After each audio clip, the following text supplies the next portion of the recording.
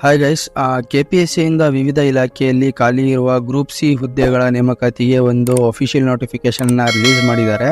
So ಇದು ಹೈದರಾಬಾದ್ ಕರ್ನಾಟಕ ಮತ್ತು ನಾನ್ ಹೈದರಾಬಾದ್ ಕರ್ನಾಟಕ ವಿಭಾಗದ ಎರಡೂ ಹುದ್ದೆಗಳಿಗೆ ಒಂದು ಅಫಿಷಿಯಲ್ ಆಗಿ ನೋಟಿಫಿಕೇಶನ್ನ ರಿಲೀಸ್ ಮಾಡಿದ್ದಾರೆ. ಸೊ ಟೋಟಲ್ ಹುದ್ದೆಗಳು ಬಂದ್ಬಿಟ್ಟು 157 ಹುದ್ದೆಗಳಿದ್ದಾವೆ. ಸೊ ಇದರಲ್ಲಿ HK ಆ್ಯಂಡ್ ನಾನ್ HK ಎರಡೂ ಕೂಡ ಒಂದು ಹುದ್ದೆಗಳಾಗಿರ್ತವೆ. ಸೊ ಅದೇ ರೀತಿ ನೋಡಿ, ನಾನ್ ಹೈದರಾಬಾದ್ ಕರ್ನಾಟಕ, ಸೊ ಉಳಿಕೆ ಮೂಲವರೊಂದು ಕೆಳಕಂಡ ಗ್ರೂಪ್ ಸಿ ಹುದ್ದೆಗಳಿಗೆ ಸೊ ನಾನ್ ಹೈದರಾಬಾದ್ ಕರ್ನಾಟಕಕ್ಕೆ ಒಂದು 60 ಹುದ್ದೆಗಳನ್ನು ಇಟ್ಟಿದ್ದಾರೆ. ಸೊ ಇದರಲ್ಲಿ ಇಲಾಖೆ ಬಂದ್ಬಿಟ್ಟು ಕೈಗಾರಿಕಾ ಮತ್ತು ವಾಣಿಜ್ಯ ಇಲಾಖೆ, ಒಂದು ಸಾರ್ವಜನಿಕ ಗ್ರಂಥಾಲಯ ಇಲಾಖೆ ಗ್ರಂಥಪಾಲಕ ಒಂದು 10 ಹುದ್ದೆಗಳು, ಕೈಗಾರಿಕಾ ವಿಸ್ತರಣಾಧಿಕಾರಿ 50 ಹುದ್ದೆಗಳಾಗಿರ್ತವೆ. ಸೊ ಇದು ಬಂದ್ಬಿಟ್ಟು ಫ್ರೆಶ್ ನೋಟಿಫಿಕೇಶನ್ ಆಗಿರುತ್ತೆ. 15/3/2024 ಒಂದು ರಿಲೀಸ್ ಮಾಡ್ತಾರೆ KPSCಯಿಂದ. ಸೊ ಎಕ್ಸಾಮ್ಸ್ ಕೂಡ KPSCಯಿಂದಾನೇ ಕಂಡಕ್ಟ್ ಮಾಡ್ತಾರೆ. ಸೊ ಅದೇ ರೀತಿ ಅರ್ಜಿ ಸಲ್ಲಿಸಲು ಪಡಿಸಿರುವ ದಿನಾಂಕ, ಸೊ ಇದು ಜಸ್ಟ್ ಒಂದು ಅಫಿಷಿಯಲ್ ನೋಟಿಫಿಕೇಶನ್ ಆಗಿರುತ್ತೆ.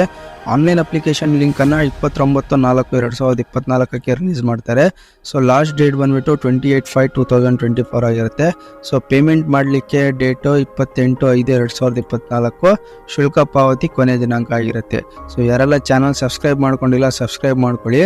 ಸೊ ಆನ್ಲೈನ್ ಲಿಂಕ್ ಓಪನ್ ಆದ ತಕ್ಷಣ ಈ ಒಂದು ಹುದ್ದೆಗೆ ಹೇಗೆ ಅರ್ಜಿ ಸಲ್ಲಿಸುವ ಅನ್ನೋದ್ರ ಬಗ್ಗೆ ಒಂದು ವಿಡಿಯೋ ಮಾಡಿ ಹಾಕ್ತೀನಿ. ಸೊ ತಕ್ಷಣ ಆ ವಿಡಿಯೋ ನಿಮಗೆ ರೀಚ್ ಆಗಬೇಕಂದ್ರೆ ಚಾನಲ್ನ ಸಬ್ಸ್ಕ್ರೈಬ್ ಮಾಡ್ಕೊಳ್ಳಿ, ಹಾಗೆ ಬೆಲ್ ಐಕನ್ ಕೂಡ ಪ್ರೆಸ್ ಮಾಡ್ಕೊಳ್ಳಿ. ಸೊ ತಕ್ಷಣ ನಿಮಗೆ ಒಂದು ನೋಟಿಫಿಕೇಶನ್ ಕೂಡ ಸಿಗುತ್ತೆ. ಸೊ ಹಾಗೆ ನೋಡಿ ಫ್ರೆಂಡ್ಸ್, ಕೆಲವು ವಿಶೇಷ ಸೂಚನೆಗಳನ್ನು ಕೊಟ್ಟಿದ್ದಾರೆ, ಹಾಗೆ ಅಪ್ಲೈ ಮಾಡುವ ಒಂದು ವಿಧಾನ ಕೂಡ ಕೊಟ್ಟಿದ್ದಾರೆ. ಸೊ ತಮಗೆ ಹೇಳ್ದಂಗೆ ಒಂದು ವಿಡಿಯೋ ಕೂಡ ಮಾಡಿ ಹಾಕ್ತೀನಿ, ಹೇಗೆ ಅಪ್ಲೈ ಮಾಡೋದು ಅನ್ನೋದ್ರ ಬಗ್ಗೆ. ಸೊ ಚಾನಲ್ನ ಸಬ್ಸ್ಕ್ರೈಬ್ ಮಾಡ್ಕೊಳ್ಳಿ, ಹಾಗೆ ಬೆಲ್ ಐಕನ್ ಕೂಡ ಪ್ರೆಸ್ ಮಾಡ್ಕೊಳ್ಳಿ. ಸೊ ಹಾಗೆ ನೋಡಿ ಫ್ರೆಂಡ್ಸ್, ಈ ಒಂದು ಹುದ್ದೆಗೆ ಶುಲ್ಕ ಯಾವ ಥರ ಇಟ್ಟಿದ್ದಾರೆ ಅಂದರೆ ನೋಡಿ, ಸಾಮಾನ್ಯ ಅಭ್ಯರ್ಥಿಗಳಿಗೆ 600 ರೂಪಾಯಿ ಶುಲ್ಕ ಇಟ್ಟಿದ್ದಾರೆ. So 2A 2B 3A 3B ಅಭ್ಯರ್ಥಿಗಳಿಗೆ 300 ರೂಪಾಯಿ ಶುಲ್ಕ ಇಟ್ಟಿದ್ದಾರೆ. ಮಾಜಿ ಸೈನಿಕರಿಗೆ 50 ರೂಪಾಯಿ, SC ST ಪರಿಶಿಷ್ಟ ಜಾತಿ ಪಂಗಡ ಒಂದು ಆ್ಯಂಡ್ ಮತ್ತು ಇದು ಅಂಗವಿಕಲ ಅಭ್ಯರ್ಥಿಗಳಿಗೆ ಯಾವುದೇ ರೀತಿಯ ಒಂದು ಶುಲ್ಕ ಕೂಡ ಇರುವುದಿಲ್ಲ. ಓಕೆ. ಸೊ ಹಾಗೆ ಒಂದು ಕನ್ನಡ ಕಂಪಲ್ಸರಿ, ಕಡ್ಡಾಯ ಕನ್ನಡ ಬರೀಲೇಬೇಕು, ಮಸ್ಟ್ ಆ್ಯಂಡ್ ಶುಡ್ ಪಾಸ್ ಆಗಿರಬೇಕು. ಅದರ್ವೈಸ್ ಯಾರೆಲ್ಲ ಪಾಸ್ ಆಗಿಲ್ಲ ಅವರು ಎಕ್ಸಾಮ್ನ ಬರಿಬೇಕಾಗ್ತದೆ. ಸೊ ಅದೇ ರೀತಿ ನೋಡಿ ಫ್ರೆಂಡ್ಸ್, ಸ್ಪರ್ಧಾತ್ಮಕ ಪರೀಕ್ಷಾ ಕೂಡ ಒಂದು ನಡೆಸ್ತಾರೆ KPSCಯಿಂದ. ನೆಗೆಟಿವ್ ಮಾರ್ಕಿಂಗ್ ಇರುತ್ತೆ. ಸೊ ತಪ್ಪು ಅಂಕಗಳಿಗೆ 1/4 ಒಂದು ಅಂಕಗಳನ್ನು ಕಡಿತ ಮಾಡ್ತಾರೆ. ಸೊ ಇದಕ್ಕೆ ಒಂದು ಪಠ್ಯಕ್ರಮ ಬಂದ್ಬಿಟ್ಟು ಸಾಮಾನ್ಯ ಜ್ಞಾನ ಪತ್ರಿಕೆ 1 ಇರುತ್ತೆ. ಪತ್ರಿಕೆ 2 ಅಲ್ಲಿ ನಿರ್ದಿಷ್ಟಪಡಿಸಲಾದಂಥ 3 ಭಾಗಗಳಾಗಿ ವಿಂಗಡಿಸಲಾಗಿರ್ತದೆ. ಸೊ ಸಾಮಾನ್ಯ ಕನ್ನಡ, ಸಾಮಾನ್ಯ ಇಂಗ್ಲೀಷ್, ಸಾಮಾನ್ಯ ಜ್ಞಾನ. ಅದೇ ರೀತಿ ಪತ್ರಿಕೆ 1ರಲ್ಲಿ ಸಾಮಾನ್ಯ ಜ್ಞಾನ ಪತ್ರಿಕೆ ಇರುತ್ತೆ. ಇದರಲ್ಲಿ ಪ್ರಚಲಿತ ಘಟನೆ, ಸಾಮಾನ್ಯ ಜ್ಞಾನ, ಭೂಗೋಳಶಾಸ್ತ್ರ, ಸಮಾಜ ವಿಜ್ಞಾನ, ಭಾರತೀಯ ಸಮಾಜ.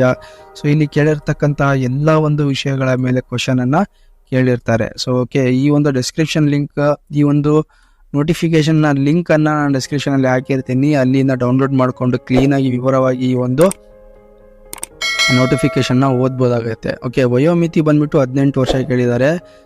ಸಾಮಾನ್ಯ ಅಭ್ಯರ್ಥಿಗಳಿಗೆ 35 ವರ್ಷ, 2A 2B 3A 3B 38 ವರ್ಷ, SC ST ಪ್ರವರ್ಗವನ್ನವರಿಗೆ 40 ವರ್ಷ ಒಂದು ವಯೋಮಿತಿ ಕೇಳಿದ್ದಾರೆ. ಸೊ ಇಲಾಖೆ ಹೆಸರು ಕೈಗಾರಿಕೆ ಮತ್ತು ವಾಣಿಜ್ಯ ಇಲಾಖೆಯಲ್ಲಿ ಕೈಗಾರಿಕೆ ವಿಸ್ತರಣಾಧಿಕಾರಿ RPC ಹುದ್ದೆಗಳಾಗಿರ್ತವೆ. ವೇತನ 33,450 62,000 ತನಕ ವೇತನ ಇರುತ್ತೆ.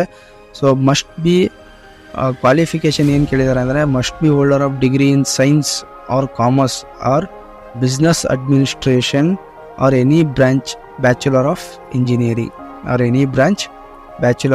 ಇಂಜಿನಿಯರಿಂಗ್ ಸೊ ಇಷ್ಟು ಒಂದು ಸೈನ್ಸ್ ಡಿಗ್ರಿ ಕೇಳಿದ್ದಾರೆ, ಕಾಮರ್ಸ್ ಕೇಳಿದ್ದಾರೆ, or business. Must be holder of degree in science or commerce or business administrative or branch of bachelor or any branch of bachelor engineering.